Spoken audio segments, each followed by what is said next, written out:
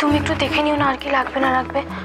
তুমি পুজোর কাজ যথেষ্ট ভালোই জানো কনক, কাজে নিজের মতন করে করো। মা মানে মা আমি কি হয়েছে কনক? তুমি অন্য কিছু চিন্তা করছো? আমি একটা অন্যায় করেছি মা। কি হয়েছে বলবে? আমি জানতাম ভুল হচ্ছে, তাও নিজেকে সামলাতে পারিনি। কনক কি হয়েছে আমাকে খুলে বলো। আমি তিস্তার ফোন থেকে মানে ও ফোনে কারোর সাথে কথা বলছিল, আমার মনে হলো কে সেটা যদি একবার জানতে পারি। ও মা, আপনারা এখানে? আপনারা দুজন মিলে ঠাকুরের ভোগ রান্না করছেন? তা এই পুণ্যিতে আমি কি একটু ভাগ পেতে পারি না গো ছোট বেয়ান? আপনি এবারের গেস্ট মিসেস গোস্বামী, তাই। সে কি গেস্ট? আপনি এখনো আমাদের পর বলে ভাবেন? এদিকে আমরা যে আষ্টে পিষ্টে আপনাদের সঙ্গে জড়িয়ে পড়েছি। তাছাড়া আপনি ব্যস্ত মানুষ, আপনার কি অতক্ষণ রান্নাঘরে থাকা পোষায়? আপনি যান ছোট বেয়ান, আপনি নিশ্চিন্ত হয়ে যান। আমি কনকের সঙ্গে না হয় সবকিছু সামলে নেব। আপাতত যদি আপনার নাতনিদের সামলাতে পারেন তাহলে সেটাই অনেক উপকার হয়। ছোট বেয়ান, আপনি কি ঠাকুরের কাজেও আমাকে ভরসা করতে পারছেন না গো? ব্যাপার খান ভরসা নয়, অ্যাকচুয়ালি উনি আউটসাইডারদের হেসেলে অ্যালাউ করেন না।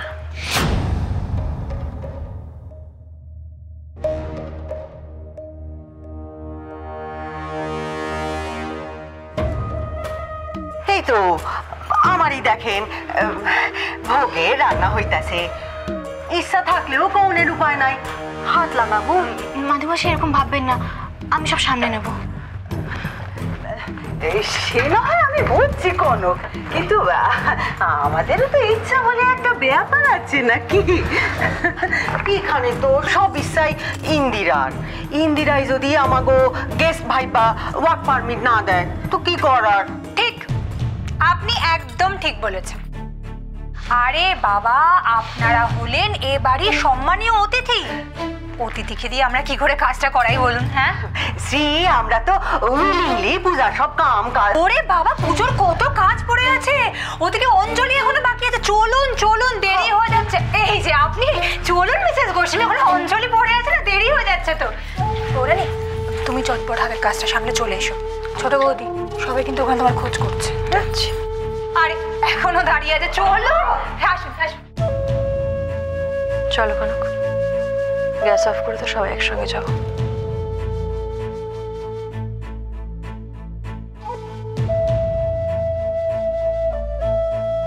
চলো। হ্যাঁ মা, এসো।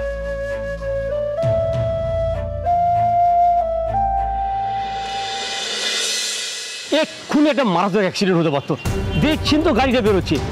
আপনি গুড্ডু গাড়িতে আছে, আমি ওর সাথে দেখা করব। মানে আমাকে একটু ওর সাথে দেখা করতে দিন না।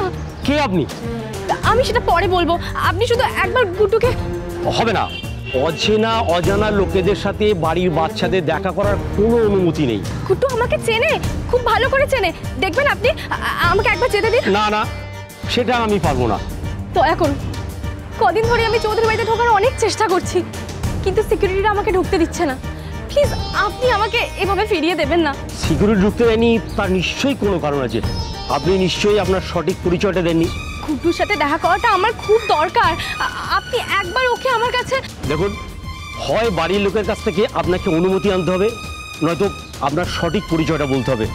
আমি এই বাড়ির সাধারণ একজন কর্মচারী, বিনা অনুমতিতে আমি কোনো কাজ করতে পারবো না। আপনি কেন বুঝতে পারছেন না? আমি মানি। গুড্ডু সোনা, গুড্ডু সোনা,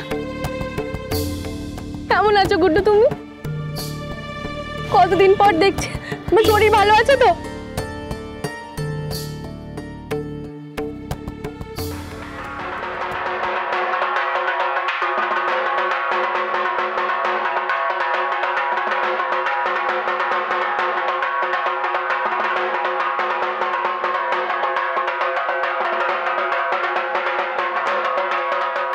আশীর্বাদ করো মা, আমি যেন আমার স্বামীর কলঙ্ক মুছে ওকে আবার সবার সামনে মাথা উঁচু করে দাঁড়াতে সাহায্য করতে পারি। শক্তি দাও ঠাকুর, মাকে দেওয়া কথা যেন আমি রাখতে পারি। এই বাড়ি, এই পরিবারকে সব রকম বিপদের হাত থেকে যেন আমি রক্ষা করতে পারি।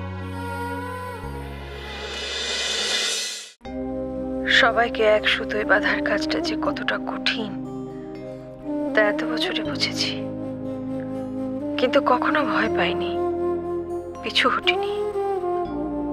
সেটা শুধুমাত্র তোমার আশীর্বাদ সঙ্গে ছিল বলে। যদি কখনো কোনো অন্যায় করি, কোনো ত্রুটি হয়ে থাকে, তাহলে তার শাস্তি তুমি আমাকে দাও মা। আমার এই পরিবার, আমার সন্তান, সবাইকে তুমি বিপদের হাত থেকে আগলে রেখো। মঙ্গল করো মা সকলের, মঙ্গল করো, সুবুদ্ধি দাও, সৎ ইচ্ছা দাও। শুভর জয় আর অশুভের বিনাশ হোক তোমার মধ্যে দিয়ে।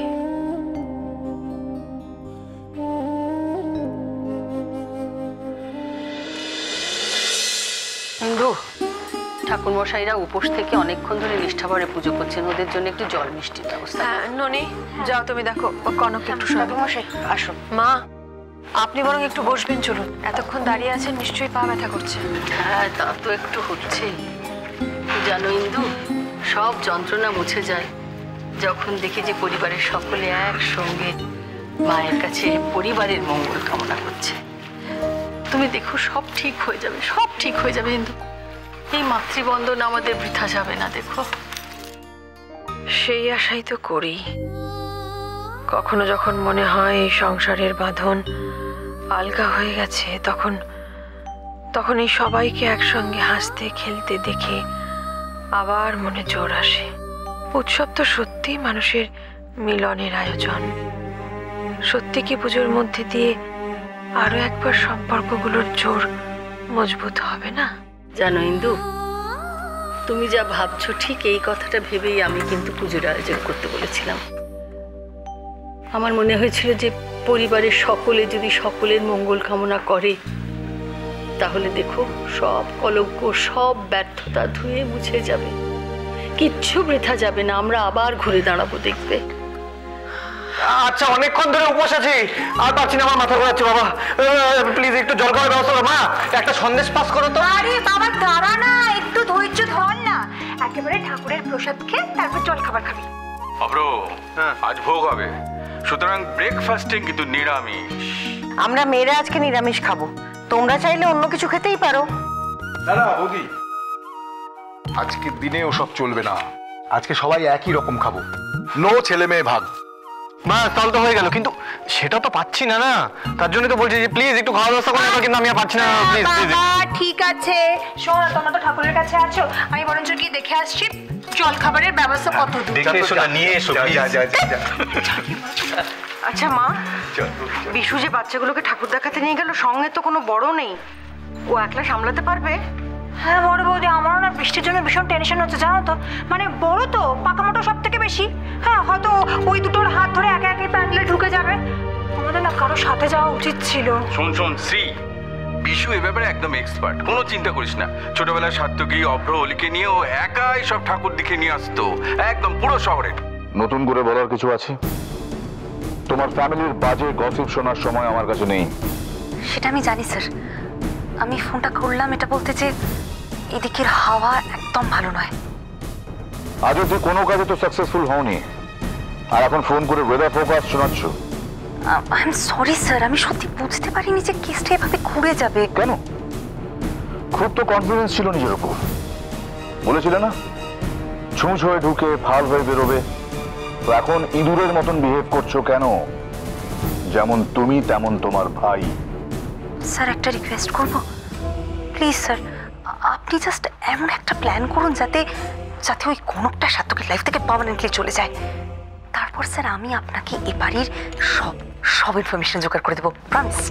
তখন আর তোমার কিছুই করার থাকবে না মিস তিস্তা।